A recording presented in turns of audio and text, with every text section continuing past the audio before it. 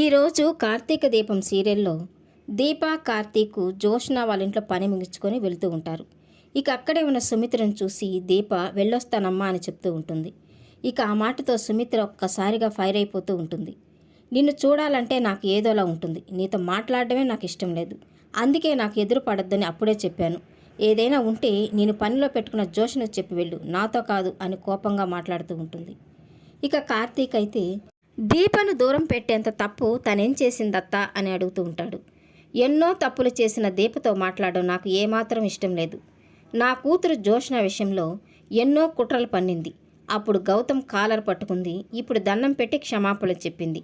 ఇదంతా కావాలని నటిస్తుంది అని చెప్తూ ఉంటుంది.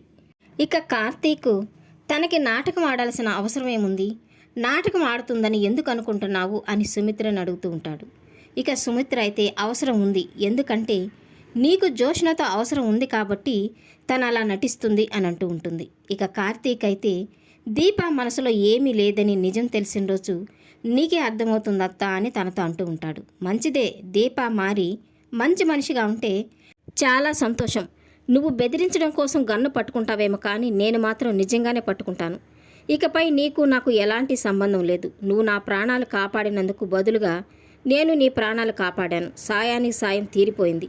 ఇక ఎప్పుడు నా కంట పడకు. నా కూతురు జోష్న జోలికొస్తే ప్రాణాలు తీసేస్తాను. నీకు నీ కూతురు ఎలాగో నాకు నా కూతురు అలాగే. నా కూతురు జోలికొస్తే అస్సలు ఊరుకోను. నీ నాటకాలు సాగనివ్వను, జాగ్రత్త అని తనని హెచ్చరించి అక్కడి నుంచి వెళ్ళిపోతూ ఉంటుంది. ఇక దీప అయితే సుమిత్ర అన్న మాటలకు బాధపడుతూ ఏడుస్తూ ఉంటుంది. ఇక కార్తీక్ అయితే తనని ఓదారుస్తూ, సుమిత్రత్త నీకు సొంత తల్లి అని తెలిసిన తర్వాత నిన్ను ఇన్ని మాటలు అంటుంటే నువ్వు బాధపడడం సహజమే. నీ బాధను నేను అర్థం చేసుకోగలను, ఏడోక దీప అని తనని ఓదారుస్తూ ఉంటాడు.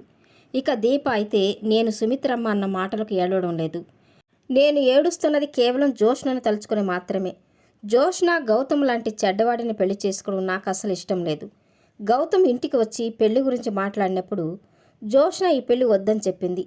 తనకి ఈ పెళ్లి అసలు ఇష్టం లేదు, కానీ ఒప్పుకుంటే తన గుట్టు ఎక్కడ బయటపడుతుందోనని భయపడుతుంది. తనకు చిన్నప్పటి నుంచి తనకు తల్లి లేకపోవడంతో నా సొంత తల్లి సుమిత్రమ్మ దగ్గర పెరిగింది. ఇక సుమిత్రమ్మ జోష్నకు సొంత తల్లి కాదని తెలిసిన వెంటనే అదే స్థానంలో ఉండేందుకు విశ్వ ప్రయత్నాలు చేస్తుంది. తప్పుల మీద తప్పులు చేస్తుంది. జోష్న గురించి అసలు నిజాలు బయటపడిన రోజు సుమిత్రమ్మ, దశరథి గారు, తాత శివనారాయణ గారు ఎంత బాధపడతారు. ఇన్ని మోసాలు చూసి వాళ్ళు తట్టుకోగలరా అని బాధగా ఉంది అని చెప్తూ ఉంటుంది. ఇక కార్తీక్ అయితే దీపను ఓదారుస్తూ ఉంటాడు.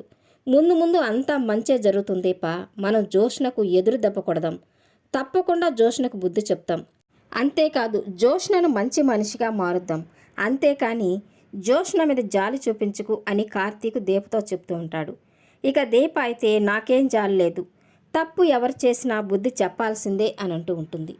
ఇక మరోపక్క పారిజాతం దశరథ్ దగ్గరికి వెళ్ళి నా కొడుకు దాసు కనిపించకుండా పోయాడంట, నా కోసం వెతకద్దు, నేనే వస్తాను అని చీటీ రాసి వెళ్ళాడు అని చెప్తూ ఉంటుంది. ఇక ఆ మాటతో దశరథ్ ఒక్కసారిగా షాక్ అయిపోతూ, అసలు దాసు ఇంట్లో నుంచి వెళ్ళిపోయాడు అన్న సంగతి నీకెలా తెలుసు అని తనని అడుగుతూ ఉంటాడు. ఇక పారిజాతం మొన్న నేను జోష్న అక్కడికి వెళ్ళాం, అప్పుడే కాశీ చెప్పాడు అని చెప్తూ ఉంటుంది. ఇక కంగారు పడిపోయిన దశరథ్ జోష్న అక్కడికి ఎందుకు వెళ్ళింది అని అడుగుతూ ఉంటాడు. ఈ విషయం ఇంకెవరికి తెలియదు కదా అని అంటుంటే, ఎవరికి తెలియదు దశరథ, ఎవరికి చెప్పుకోగలను, బాధపడడం తప్ప నేనేం చేయగలను, నువ్వే ఎలాగైనా దాసుని వెతికించు అని తనతో చెప్తూ ఉంటుంది.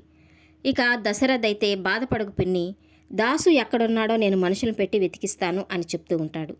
ఇక దాసు కనిపించకుండా పోవడానికి జోష్న ఏమైనా కారణమా అని దశరథ్ ఆలోచిస్తూ ఉంటాడు. ఇక అక్కడే ఉండి పారిజాతం దశరథ మాటలు వింటూ ఉన్న కార్తీక్ను చూసి, నీకు కూడా ఈ విషయం తెలిసే ఉంటుంది, నువ్వు కూడా బయటికి వెళ్ళినప్పుడు నా అయోమయం కొడుకు ఎక్కడైనా కనిపిస్తాడేమో చూస్తూ ఉండు కార్తీక్ అని తనతో చెప్తూ ఉంటుంది. ఇక కార్తీక్ కూడా అలాగే పారు, కనిపిస్తే నేను ఇంటికి తీసుకొస్తాను అని తనతో చెప్తూ ఉంటాడు.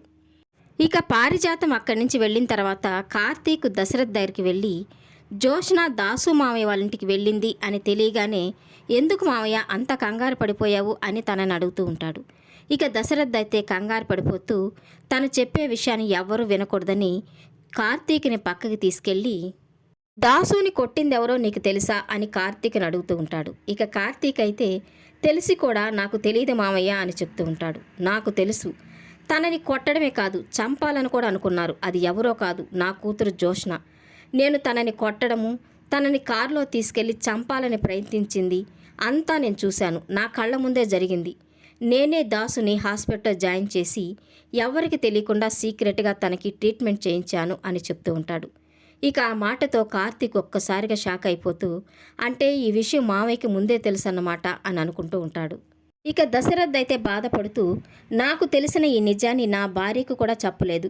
అసలు దాసుని జోష్న ఎందుకు చంపాలనుకునింది అన్నది నాకింకా తెలియలేదు. అది తెలుసుకోవడానికే ప్రయత్నిస్తున్నాను అని చెప్తూ ఉంటాడు. అప్పటికే అన్ని నిజాలు తెలిసిన కార్తీకు తను చెప్పింది వింటూ ఉంటాడు. ఇక దశరథికి పారిజాతం చేసిన కుట్రలు, జోష్న చేసిన మోసాలు, అసలు జోష్న ఆ ఇంటి వారసురాలే కాదన్న నిజాన్ని కార్తీక్ చెప్తాడా లేదా అనేది కమింగ్ ఎపిసోడ్లో తెలుసుకుందాం. ఈ వీడియో నచ్చినట్లయితే లైక్ చేయండి, సబ్స్క్రైబ్ చేయండి. Thank you for watching.